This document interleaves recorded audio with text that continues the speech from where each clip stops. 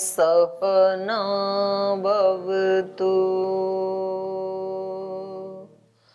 सहनौ भुनक्तु सह वीर्यं करवावहै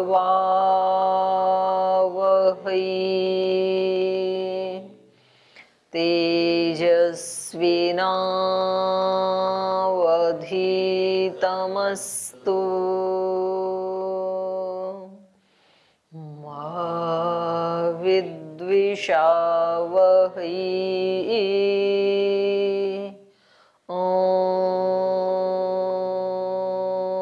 शांति शांति शांति।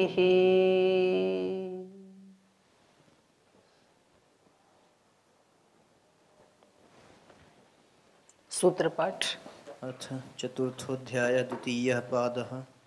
वाङ् मनसि दर्शनात् शब्दाच्च अत एव च सर्वाण्यनु तन्मनः प्राण उत्तरात् सोऽध्यक्षे तदुपगमादिभ्यः भूतेषु तच्छ्रुतेः नैकस्मिन् दर्शयतो हि समानाचास्युतक्रमाद् अमृतत्वं चानुपोष्य तदापि ते संसारव्यपदेशात् सूक्ष्मं प्रमाणतश्च तथोपलब्धेः नोपमर्देनातः अस्यैव चोपपत्तेरेष ऊष्मा प्रतिषेधादिति चेन्न शारीरात् स्पष्टो हि येकेषां स्मर्यते च तानि परे तथा ह्याः अविभागो वचनात् तदोकोग्रज्वलनं तत्प्रकाशातिद्वारो विद्यासामर्थ्यात् तच्छेषगत्यनुस्मृति योगाच्च हार्दानुगृहीतः शताधिकय रश्म्यानुसारी निशिनेति चेन्न सम्बन्धस्य यावद्देहभावित्वात् दर्शयति च अतश्चायनेऽपि दक्षिणे योगिनः प्रति च स्मर्यते स्मार्ते चैते इति द्वितीयः। तो चलिए वेदांत दर्शन के चतुर्थ अध्याय का द्वितीय पाद आज हम प्रारंभ करेंगे। प्रथम पाद में मोक्ष तक इन्होंने हमारे को पहुंचा दिया था। जो भी हम उपासना आदि करते हैं इसमें दो बात मुख्य रूप से बताई पहले वाले पाद में कि एक तो जो भी शास्त्र का उपदेश है उसकी आवृत्ति बार बार करनी चाहिए, असकृत होनी चाहिए। और ऐसे ही उपासना में भी ईश्वर के गुणों का आवृत्ति होनी चाहिए। अलग अलग गुणों का जब हम ध्यान करते हैं तो वो उपासना में फिर सरसता बनी रहती है। नहीं तो हमारे मन को एक ही एक शब्द, एक ही एक अर्थ को बोलते बोलते ना फिर वो हैबिचुअल हो जाता है, तो उसमें नयापन नहीं आ पाता है। कहाँ करें ये उपासना? तो बताया कि जहाँ आपका चित्त एकाग्र हो वहीं उपासना कर लेनी चाहिए, कोई स्थान का खास नियम नहीं है। और कब तक करनी चाहिए? तो इन्होंने कहा मरण पर्यंत, आप्रायणात् तत्रपि दृष्टम। और जब मरण पर्यंत करते करते एक जन्म में, दो जन्म में या कितने भी जन्म में जब उस ब्रह्म की प्राप्ति हो जाती है तद अधिगमे, उस ब्रह्म की प्राप्ति हो जाने पर, ये ब्रह्म उपासना आदि क्या है? साधन है उसकी अधिगम के।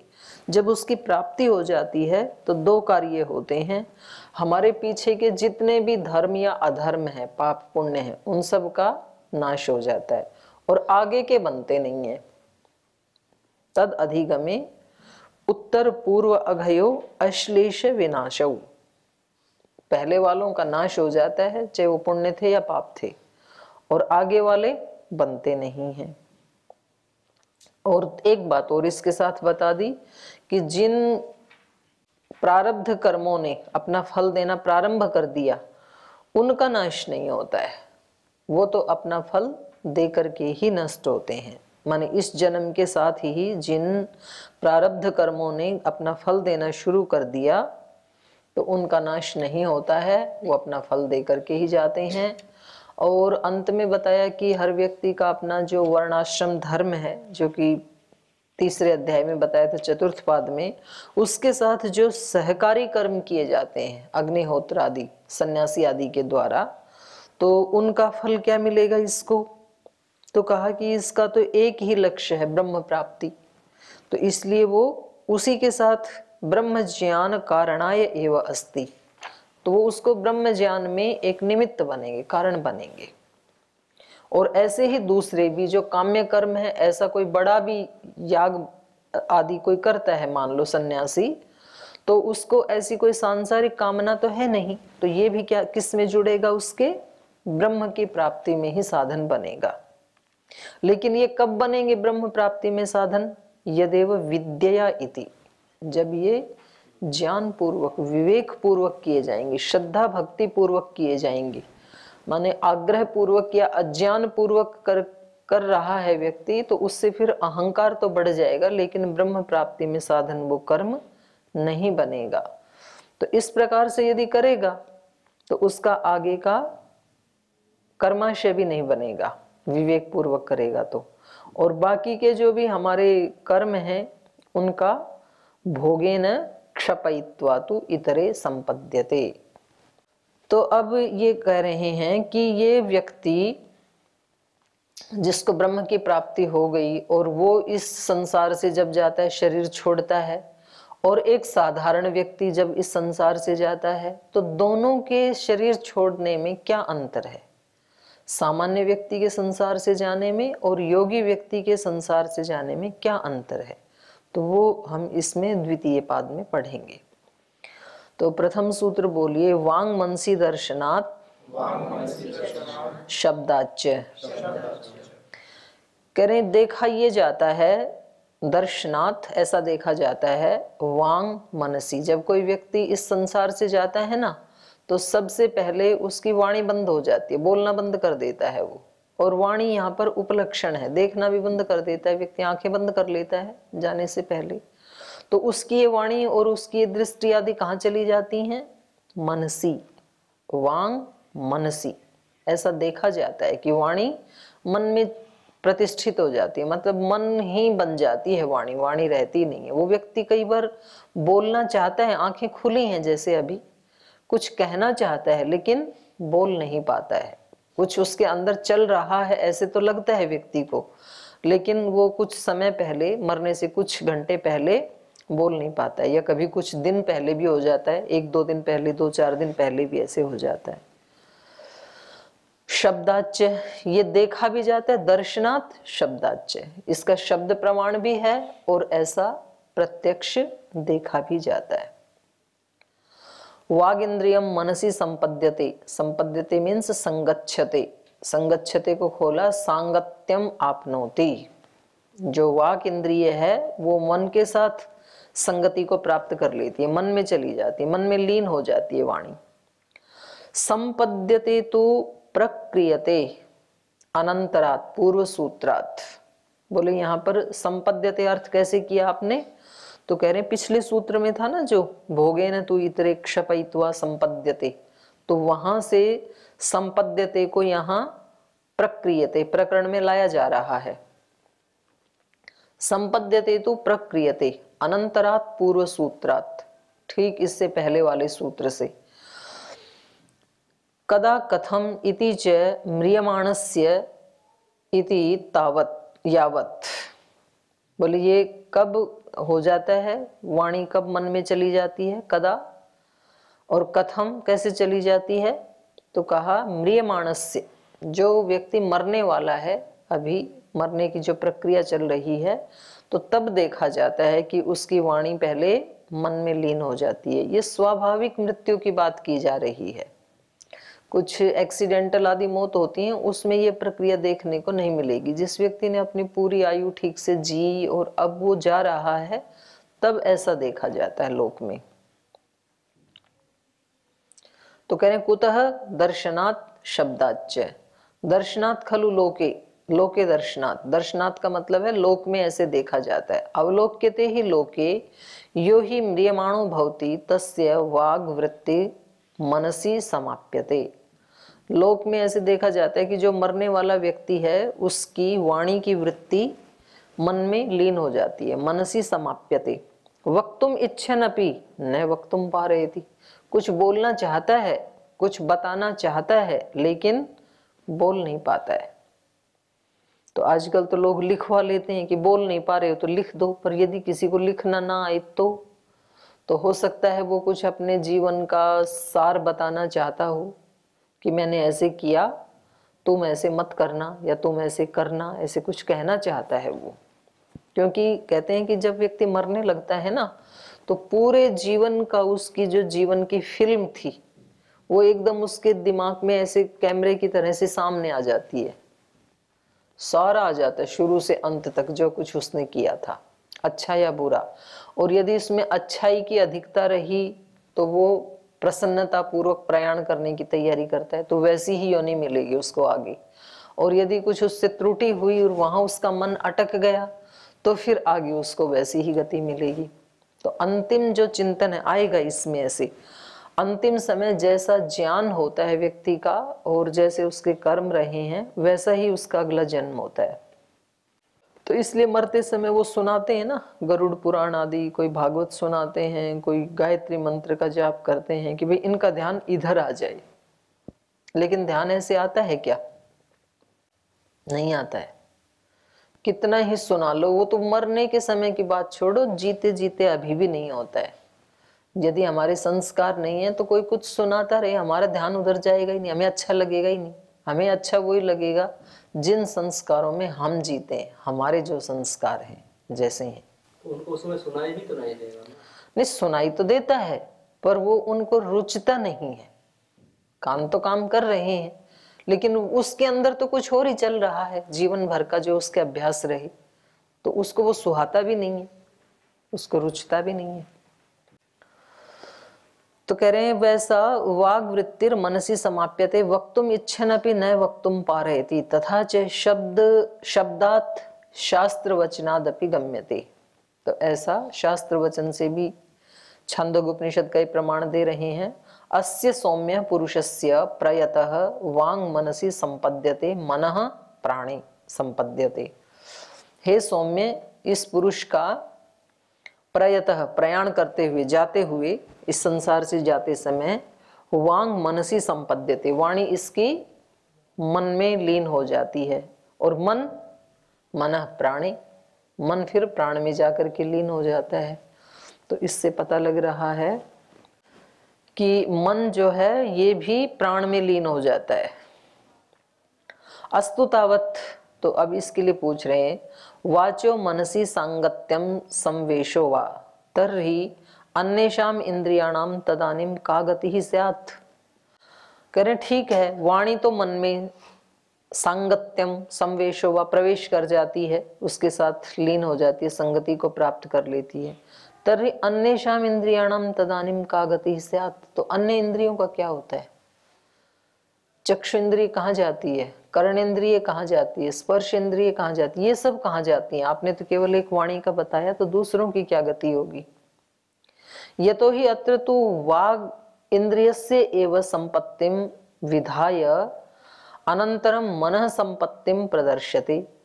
बोले आपने तो यहाँ केवल वाणी इंद्रिय के बारे में बता दिया कि वाणी तो मन में लीन हो जाती है, छांदोग्योपनिषद का जो वचन दिया, और मनः प्राणे, मन प्राण में लीन हो जाता है। तो बाकी का तो कोई चर्चा की नहीं यहाँ पर। वांग मनसी मनः प्राणे इति आकांक्षायाम उच्यते। तो इस वचन से ये आकांक्षा उत्पन्न हुई कि बाकी इंद्रियों का क्या होता, वो कहाँ जाती हैं। तो उसके लिए दूसरा सूत्र बता रहे हैं, अतएव सर्वाण्यनु। कह रहे हैं अतः माने वाणी से ही, जैसे वाणी के बारे में बताया तो इस वाणी से ही समझ लेना चाहिए। अतएव सर्वाणी अनु, सारी इंद्रियां वाणी के साथ साथ ही लीन होती हैं। जैसे वाणी मन में लीन होती है वैसे ही दृष्टि भी मन में लीन होती है, वैसे ही स्पर्श इंद्रिय भी, वैसे ही श्रोत्र इंद्रिय भी, सारी इंद्रियां उसी का अनुसरण करती हैं, वाणी का ही, तो सब मन में ही लीन हो जाती हैं। अतएव सर्वाणी अनु, अतः माने वाच्य एव, वाणी के हेतु से ही वाग इंद्रियाद एव अनुमंतव्यम अनुगंतव्यम। इस वाणी इंद्रिय का ही वो अनुगमन करती हैं, ऐसा मान लेना चाहिए। यत् सर्वाणी इंद्रियाणी मनसी संपद्यन्ते, बोले जैसे वाणी जा रही है तो वाणी सबका उपलक्षण है, तो सारी ही इंद्रियां मन में संपद्यन्ते, संपद्यन्ते को खोला, संविशन्ति, प्रवेश कर जाती हैं। दृश्यते ही लोके, लोक में देखा जाता है। वागिंद्रियस्य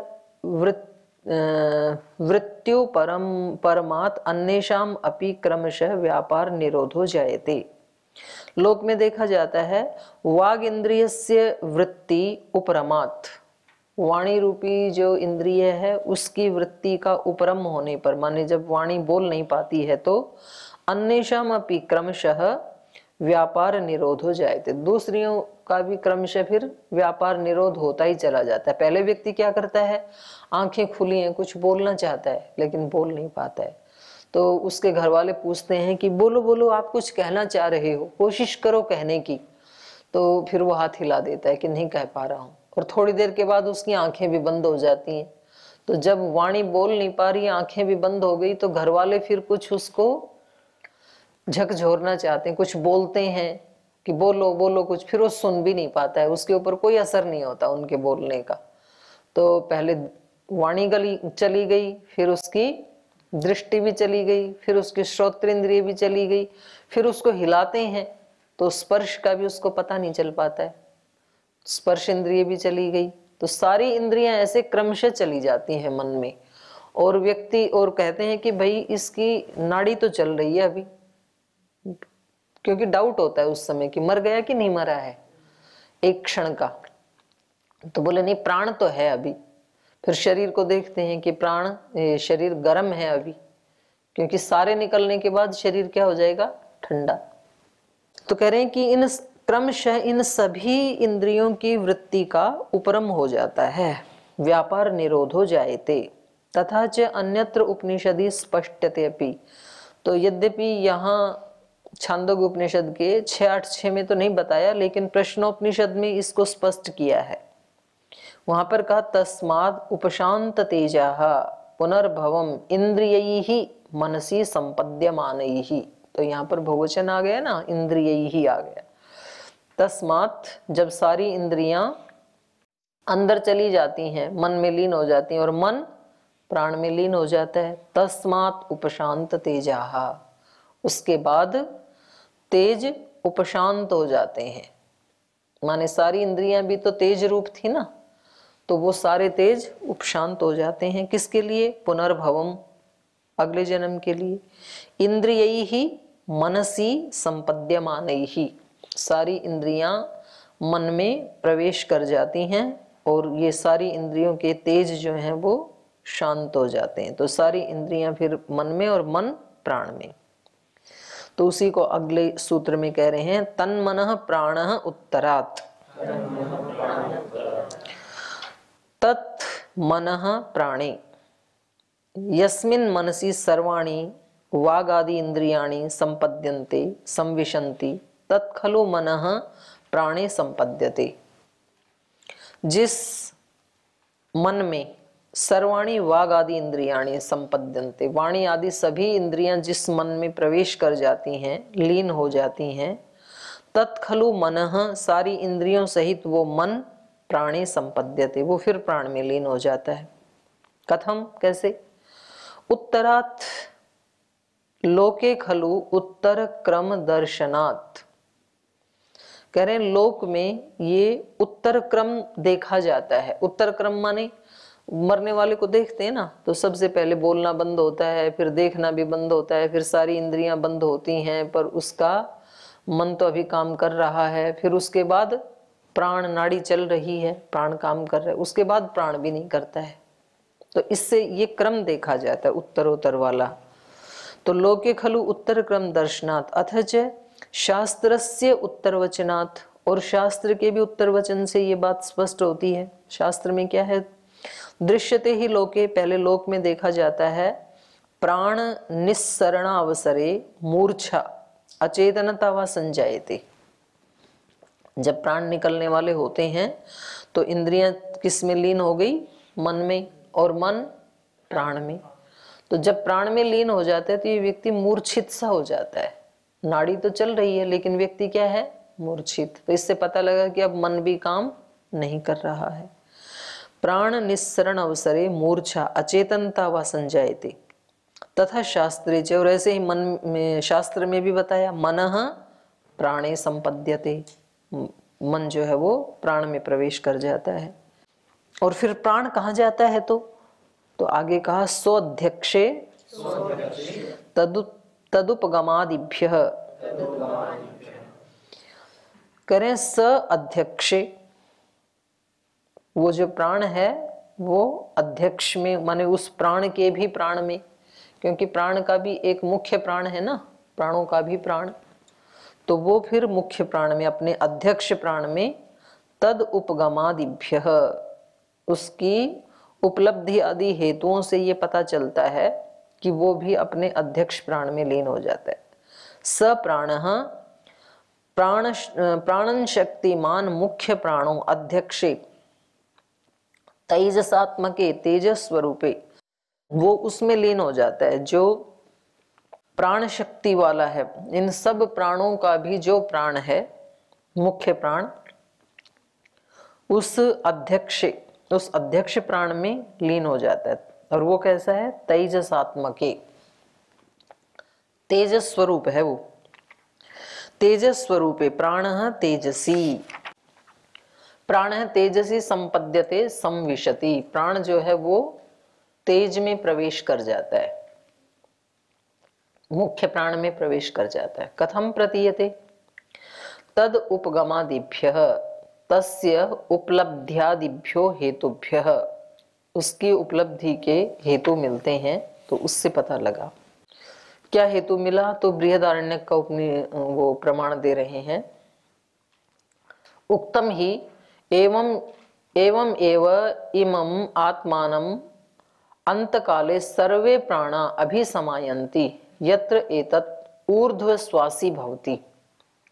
करें इस प्रकार से, एवं एव, जैसे वाणी मन में, मन प्राण में ये जो प्रक्रिया चल रही थी, एवं एव उसी प्रकार से ये लास्ट में जो तेज था मुख्य प्राण, इमं आत्मानं अंतकाले, अंतकाल में ये जो तेज है ये फिर आत्मा में अंतकाल में प्रवेश कर जाता है। सर्वे प्राणा अभिसमायन्ति, तो सभी प्राण उस तेज स्वरूप अध्यक्ष प्राण में समावेश कर जाते हैं, प्रवेश कर जाते हैं। यत्र एतत् ऊर्ध्वश्वासी भवति, मुख्य प्राण में जाकर के, और फिर मुख्य प्राण का स्थान नासिका से यहाँ तक माना गया है, तो वो प्राण फिर ऊर्ध्वश्वासी होके उसके साथ ही प्राण चले जाते हैं, फिर बाहर निकल जाते हैं, शरीर से बाहर निकल जाते हैं। तो इसमें किसी किसी के प्राण जो है वो अन्य इंद्रियों से भी निकल जाते हैं, आंख से, मूर्धा से, ये बताएंगे अपने आप ही। लेकिन पहले सारे के सारे प्राण जो हैं वो मुख्य प्राण में प्रतिष्ठित होते हैं, और फिर मुख्य प्राण किसी भी द्वार से निकल सकता है। तो यहाँ इन्होंने बताया, बृहदारण्यक में बताया कि वो ऊर्ध्वश्वासी भवति, सांस उसकी उखड़ जाती है ना, ऊर्ध्व श्वास बोलते हैं ना भाई, अब ये उसकी श्वास उखड़ने लगी, बस अब ये पल दो पल का है, ये व्यक्ति सांस एकदम से उखड़ने लगती है और फिर एकदम से ऐसी हिचकी सी आती है और उसके बाद खत्म। तम उत्क्रामंतम प्राण अनुत्क्रामति, वो जो मुख्य प्राण है उसका उत्क्रमण करते ही, जब वो ऊर्ध्वश्वासी होता है मुख्य प्राण, तो उसके पीछे पीछे ये जो दूसरे प्राण उसमें प्रवेश कर गए थे वो भी उसका अनुसरण करने लगते हैं। तेजो ही आत्मगुणः ऊष्माख्यः येन शरीर ऊष्मायते, तो कह रहे हैं तेजो ही आत्मगुणः, तेज में प्रवेश किए थे ना प्राण, तो कह रहे हैं ये तेज क्या है, तो ये आत्मा का ही एक गुण माना है। तेजो ही आत्मगुणः, तेज आत्मा का गुण है। ऊष्माख्य, उस तेज को ही क्या कहते हैं, ऊष्मा। ये न शरीर ऊष्मायते, उसी के कारण शरीर गर्म रहता है। कितनी भी ठंडी है अभी बेशक बाहर, लेकिन हमारे शरीर का टेम्परेचर उतना ही है, गर्म है हमारा शरीर, उतना ठंडा नहीं होता है। कितनी भी आप हिमालय में भी चले जाओ जी, तो ये ऊष्मा किसकी है? आत्मा की है। ये आत्मा का ही गुण है तेज, उस तेज के कारण ये गर्म रहता है, और जब वो निकल जाता है तो शरीर ठंडा पड़ जाता है। फिर बोलते हैं ना भाई इसका शरीर ठंडा पड़ गया, अब इसका मतलब अब प्राण नहीं है इसमें। तत्र पूर्व पक्षम अवतारयति, जैसे इन्होंने कहा ना तेजो ही आत्म गुण है, तेज क्या है? आत्मा का गुण। तो यहाँ पर दोष आ जाएगा ना, आत्मा का गुण यदि तेज मानेंगे तो क्या दोष आएगा बोलो? तेज को यदि आत्मा का गुण मानेंगे तो क्या दोष आएगा? रूपवान हो जाएगा, रूप तेज का है। और कुछ तेज तो ऐसे होते हैं उनके रूप नहीं होते हैं, ऊष्मा का कोई रूप थोड़ी होता है। तो यहाँ तो ऊष्मा बताया ना, हाँ ये सही पकड़ा आपने। ऊष्मा को स्पर्श इंद्रिय से जाना जाता है, तो फिर ये स्पर्श का विषय हो जाएगा, और स्पर्श का विषय हो गया इसका मतलब आत्मा क्या हो जाएगी? भौतिक हो जाएगी फिर, क्योंकि भूत का गुण है ना ये। तो उसको ये उठा रहे हैं, तत्र पूर्व पक्षम अवतारयति। तो यहाँ पूर्व पक्षी कह रहा है भूतेषु तच्छ्रुते है। भैया ऊष्मा तो तेज तो भूतों का गुण सुना जाता है, ये तो आत्मा का कैसे हो गया? भूतेषु तच्छ्रुते है अध्यक्ष इति उच्यते। आपने कहा कि प्राण जो है अध्यक्ष प्राण में सम्मिलित हो जाता है, अध्यक्ष अध्यक्ष इति उच्यते, आपने कहा अध्यक्ष में लीन हो जाता है, किंतु प्राण है तेजसी। लेकिन छांदोग्य उपनिषद में तो कहा कि प्राण किस में प्रवेश कर जाता है? तेजसी, तेज में। और तेज क्या है? भूत, एक भूत ही तो है ना तेज। तो अस्ति तेजो विधायी का श्रुति, तो तेज का विधान करने वाली श्रुति भी है, ये तो छांदोग्य उपनिषद का दिया इन्होंने।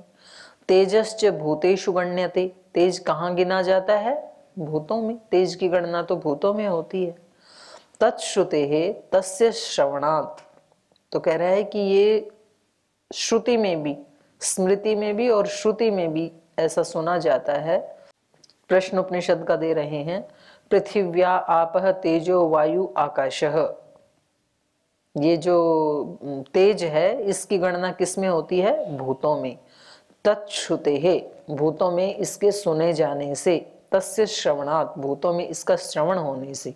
जैसे 5 भूत गिनाए इन्होंने, पृथ्वी आपः, पृथिव्यापः तेजो वायु आकाश।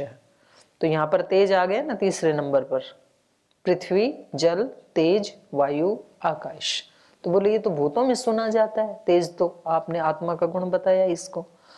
इति तस्मात् कथम तेजसी प्राणः संपद्यते इति प्रश्नः, तो कैसे ये प्राण तेज में कैसे प्रवेश करता है, तेज में लीन कैसे होता है? तो ये प्रश्न बनता है, क्योंकि ये तो भूत का है, और ये तो भौतिक शरीर से अंदर जा रहा होता है, सूक्ष्म की तरफ जा रहा होता है। तो अंदर तो भूत का होना, भूत में लीन होना, तो ये तो समझ में नहीं आया।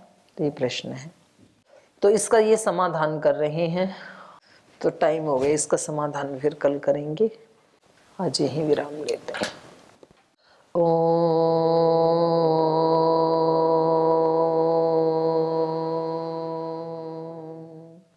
शांति शांति शांति। श्री गुरुभ्यो नमः।